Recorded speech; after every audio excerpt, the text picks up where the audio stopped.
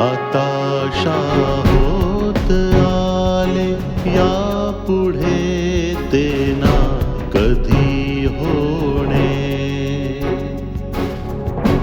आता होत आले यापुढे ते ना कधी होणे. आता तरी मिळून सर्व बोला, आता तरी मिळून सर्व बोला ना ऐसे ना पुन्हा होणे. हताशा होत आले यापुढे ते ना कधी होणे. सर, सर्वात पहिला प्रश्न माझा हा आहे की मालती देवी हत्याकांडात तुमचा मुलगा विक्की याला अटक झाली आहे. या बाबतीत तुम्ही आम्हाला काय सांगाल? आम्हाला सांगायचं काहीच नाहीये. आम्ही जनतेचे सेवक आहोत, जनतेची सेवा करीत आलोय आणि करीत राहू. हाच आमचा धर्म आहे. पण या हत्याकांडात तुमच्या कुटुंबाचं नाव आलंय. हे निखालस खोटे बिनबुडाचे आरोप आहेत. आम्ही आणि आमच्या कुटुंबाने गावाची 20 वर्षांपासून अविरत सेवा केली आहे आणि करीत राहू भविष्यात पण. हे असं पहिल्यांदाच झालंय की आमच्या कुटुंबावर आरोप केले गेले आहेत. पण तुम्हीच बघा, मी त्वरित कठोर पावलं उचलून ऍक्शन घेतली आणि माझ्या प्राणाहूनही प्रिय असलेल्या मुलाला, विकेला, तुरुंगात पाठवलं. तुम्हाला काय सिद्ध करायचंय? तुम्ही प्रामाणिकपणाचं उदाहरण देताय. उदाहरण देण्याची काय आवश्यकता आहे? सरपंच साहेबांना कोण ओळखत नाही? हे तर एक आदर्श मूर्ती आहेत. जर यांना सत्तेचा लोभ असता तर कधीच मंत्री झाले असते. पण ह्यांनी धरमपूरची सेवा करण्याचं ठरवलं. असा त्याग कोण करू शकतं?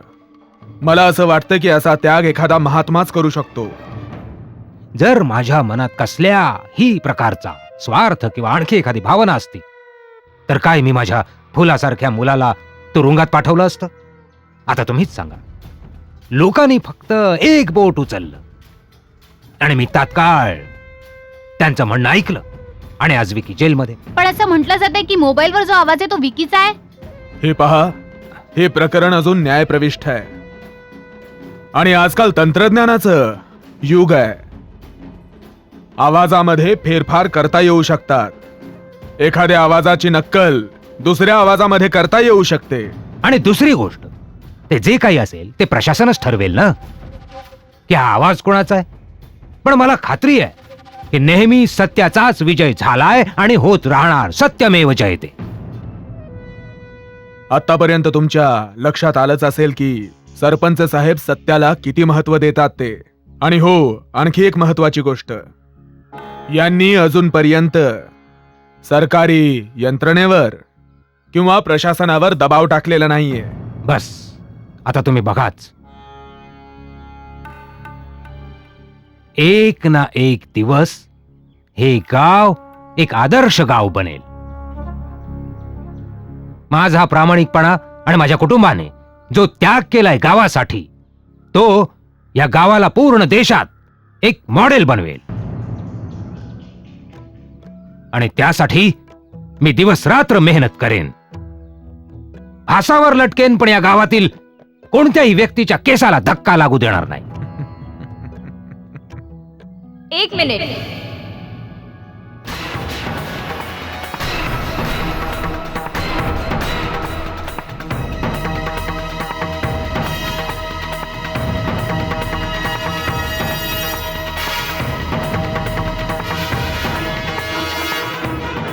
किती काळ? कुठवर धरमपूरच्या भोळ्या भाबड्या जनतेला अजून अंधारात ठेवाल?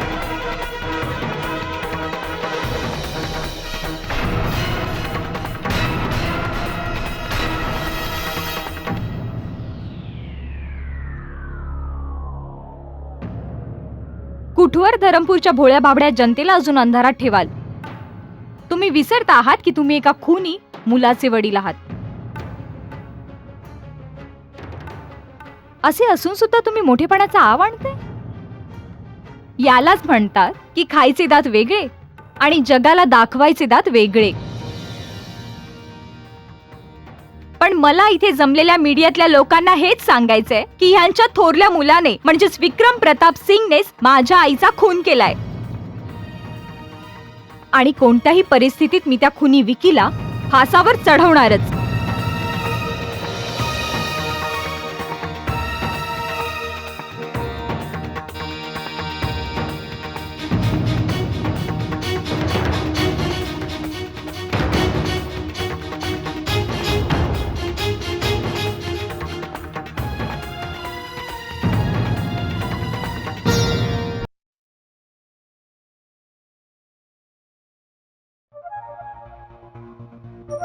ओ, तर मिस्टर परफेक्ट तिकडे आहेत आणि मी त्यांना घरभर शोधते.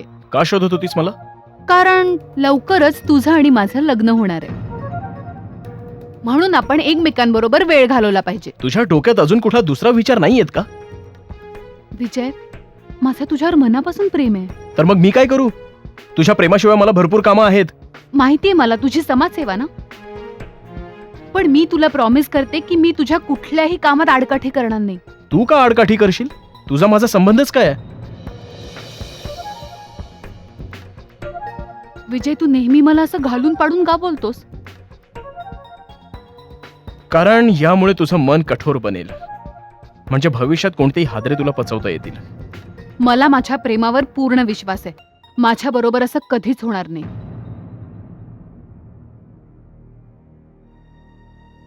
मला तुला काहीतरी सांगायचंय, जरा नीट ऐक.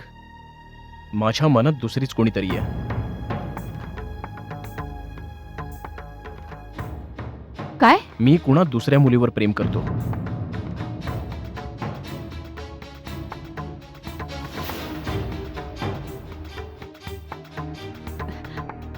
तू मस्करी करतोयस ना?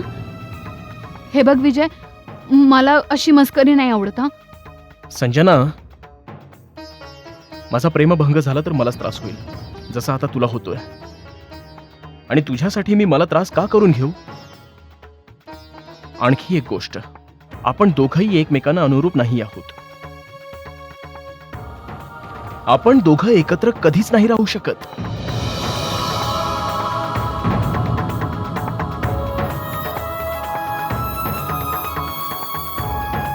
Try to understand.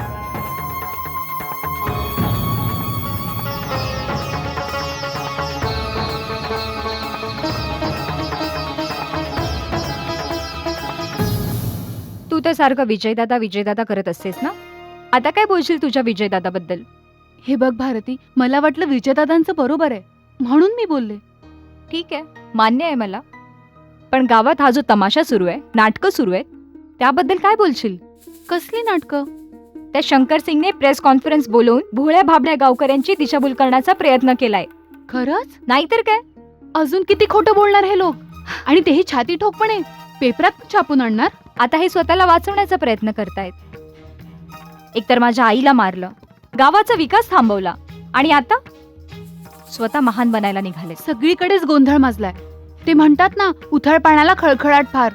आणि तसंही सत्य कितीही लपवलं तरी ते लपत नाही. एक दिवस यांचं पितळ नक्कीच उघडं पडेल. आता तू तुझ्या विजयदादाबद्दल काय बोलशील? हे बघ, 100 वर्ष आयुष्य आहे त्यांना. अजून किती खालची पातळी गाठणार आहेस? आता काय झालं? आता काय एवढी डाफरतीयस? मी डाफरते? अरे निदान जनाची नाही तर मनाची तरी ठेव. गावात मीडिया बोलवून विकीला वाचवण्याचा प्रयत्न करतोयस, स्वतःला वाचवण्याचा प्रयत्न करतोयस तू. काय करायचंय तरी काय तुला? मला तर असं वाटतंय की तू सुद्धा तुझ्या वडिलांना वाचवण्यासाठी खेळी खेळतोयस. तुझं डोकं ठिकाणावर नाहीये आणि तुला गैरसमज करून घेण्याची सवय झालीये. माझा गैरसमज झालाय. होय, गैरसमज झालाय. आणि प्रत्येक वेळी तू माझं नाव माझ्या कुटुंबासोबत जोडतेस ना, ते जरा बंद कर. मी फक्त सत्याची बाजू घेतोय. आणि मालतीताईंच्या खुन्याला पकडण्यासाठी मी प्राणांची बाजी लावतोय.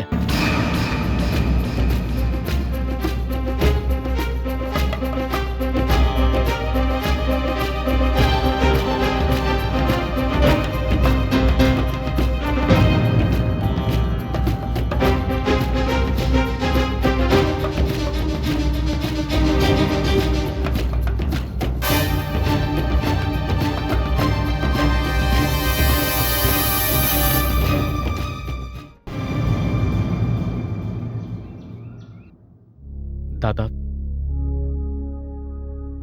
तुम्ही एवढी काळजी का करताय? बाबूलाल, मी काय मुद्दामून काळजी करतो का रे? पण काय करू मला कळतच नाही. हो पण दादा, आयुष्य तर चालतच राहणार ना. ते थांबवून कसं चालणार? आपण धीर धरायला हवा, नाहीतर सगळं विस्कटेल. बाबूलाल, अरे आता अजून काय बाकी राहिलंय? जी मालती मला कायम सावरायची ती तर निघून गेली. दादा, तुम्हाला काय वाटतं तुमच्या अशा वागण्याने, रडण्याने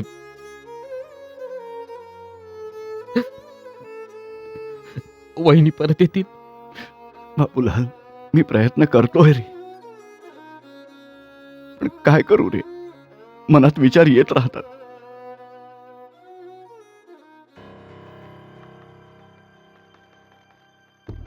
भारती, काय झालंय? एवढी का रागवलीस तू? रागावू नको तर काय करू? गावात हिची काही नाटकं चालू आहे. बाळा, काय झालं? काय झालं बाबा? शंकर सिंगने प्रेस कॉन्फरन्स घेतली आहे. आता ह्या लोकांची ही नवीन नाटकं सुरू झाली आहेत. प्रेस कॉन्फरन्स कशासाठी? आणखी कशासाठी घेणार आहेत? स्वतःला वाचवण्यासाठी घेतलीये. सगळ्यांना हे पटवून देत आहेत की त्यांचा विकी निर्दोष आहे. हे सगळं नाटक आहे दादा. काल आला होता खोटं सांत्वन करायला आणि आज प्रेस कॉन्फरन्स घेतोय. आणि वहिनीच्या मृत्यूला एक नवीन वेगळं वळण देण्याचा प्रयत्न करतोय तो. नवीन तमाशाच म्हणा ना. एवढंच नाही, मंत्री साहेब पण होते तिथे. शंकर सिंगवर स्तुतीसुमनं उधळत होते. तो तर उधळणारच ना. शंकर सिंगमुळेच तर त्याला ती मंत्रिपदाची खुर्ची मिळाली आहे. त्याला तर उधळावीच लागतील. मला हे सहन नाही झालं बाबा. इथे माझ्या आईचा जीव गेलाय आणि ही लोक आपली पोळी भाजतायत. मी तर आधीपासूनच सांगत होतो दादा की हे सगळं घराणंच वाईट आहे. गेल्या 20 वर्षांपासून गावातल्या लोकांचं रक्त पिऊन स्वतःच्या पोळ्या भाजतायत हे.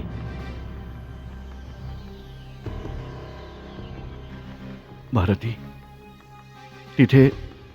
तिथे विजय नव्हता ना? तो असल्या नसल्याने काय फरक पडतो बाबा? आधी काका म्हणत होते, पण आता मलाही पटलंय की विजय सुद्धा यात सामील आहे. तो पण आपल्या घरातल्यांवरच गेलाय.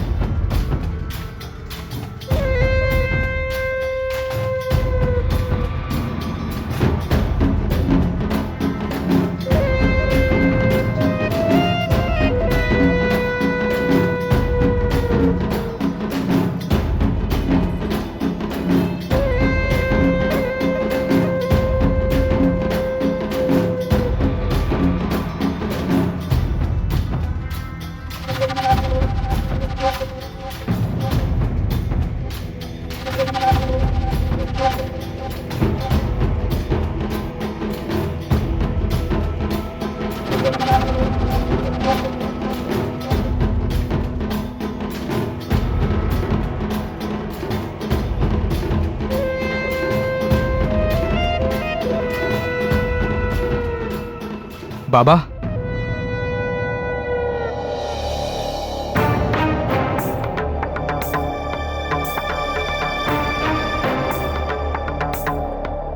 विक्की, तू बाहेर कसा आलास? बाबा, मी विक्की ठाकूर आहे. शंकर सिंग म्हणजे तुमचा मुलगा. अख्ख्या जिल्ह्यात कोणी नाहीये जो मला डांबून ठेवेल. मी मोकाट पक्षी आहे, कुठवर पिंजऱ्यात डांब. बाबा, इथे माझ्या आयुष्याची उलथापालथ झाली आहे आणि तुम्हाला केसची पडली आहे. कशासाठी तू बाहेर आलायस? अरे तू स्वतःच्या पायावर कुऱ्हाड मारून घेतलीस. बाबा, जो कुऱ्हाड घेऊन माझ्या जीवावर उठलाय, मी त्याला संपवायला आलोय.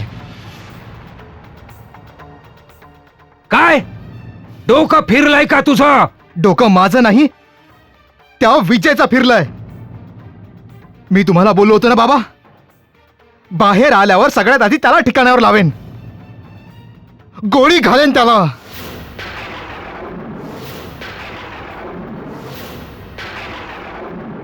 इकडे आण. आण इकडे. ये इकडे.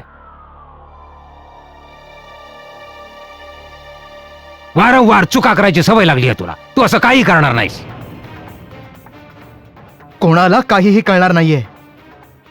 लोकांच्या दृष्टीने मी जेलमध्ये आहे. कोणाला संशयही येणार नाही की विजयला मी मारलाय. तुम्ही फक्त एवढंच सांगा की विजयने स्वतःला गोळी मारून घेतली आहे. विकी, तू असं काही करणार नाही. मी काहीही करू शकतो. आज मला विजयचा अध्याय संपवायचाच आहे. असं का करतोयस? भाऊ असून भावाचा जीव घ्यायला निघालायस तू. हे बघ विकी बाळा, तू खूप चुकीचा विचार करतोयस. मला काय वाटेल त्याने ह्याचा विचार केला होता का?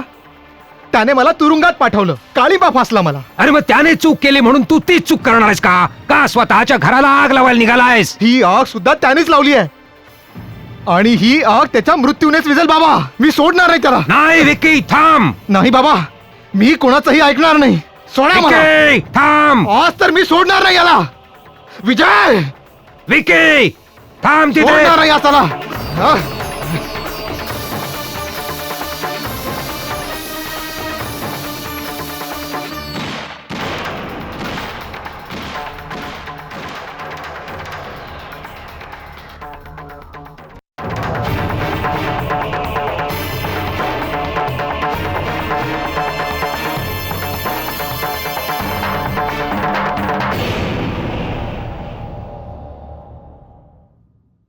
विजय, तू बरा आहेस ना?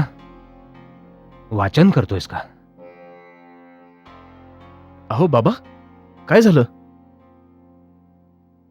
काय नाहीये. विकी कुठे आहे? विकी दादा, हा काय प्रश्न विचारताय? तुम्हाला चांगलंच माहिती आहे की विकी दादा कुठे आहे. हो, पण मी त्याला तुझ्या रूम मध्ये येताना पाहिलं. बाबा, तुम्ही विकी दादा नसल्यामुळे अस्वस्थ आहात, मी समजू शकतो, पण आता तो इथे नाहीये. पण मी तर त्याला तुझ्या रूम मध्ये येताना पाहिलं. बाबा, तो जर इथे आला ना, तर मी परत त्याला पोलिसांच्या स्वाधीन करेन. हो हो, तुम्ही दोघे बस एवढंच करा. एकमेकांवर बस बंदूक रोखून उभे राहा. तू त्याला तुरुंगात पाठव आणि तो तुला. तो काय? तो मला काय? बोला बोला, काय? हो हो, आणि तो तुला तुरुंगात पाठवत राहील. माहित नाही काय झालंय तुम्हा दोघांना. मला काहीच नाही झालंय बाबा. विकी दादालाच कायदा तोडायची सवय लागली आहे. हो हो, आणि तुला कायद्याची मदत करायची आहे. हो ना? आता काय सांगू तुम्हाला. तुम्ही खाली जाऊन आराम करा. विकी दादा तुरुंगात आहे. तुम्ही नक्कीच स्वप्न पाहिलं असणार. तो इथे येऊच नाही शकत बाबा. हो हो, स्वप्नच बघितलं असेल. मोठा मुलगा तुरुंगात असल्यावर अशाच प्रकारची भयानक स्वप्न पडतात. मी तुला एक गोष्ट सांगतो, तुम्ही दोघेही माझं सर्वस्व.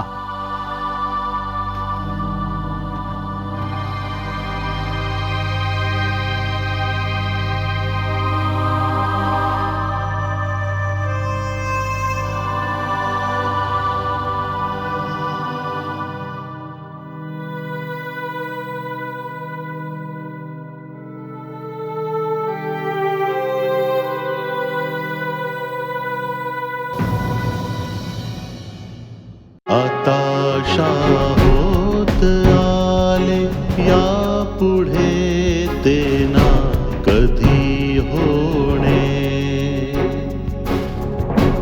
आताशा होत आले यापुढे ते ना कधी होणे.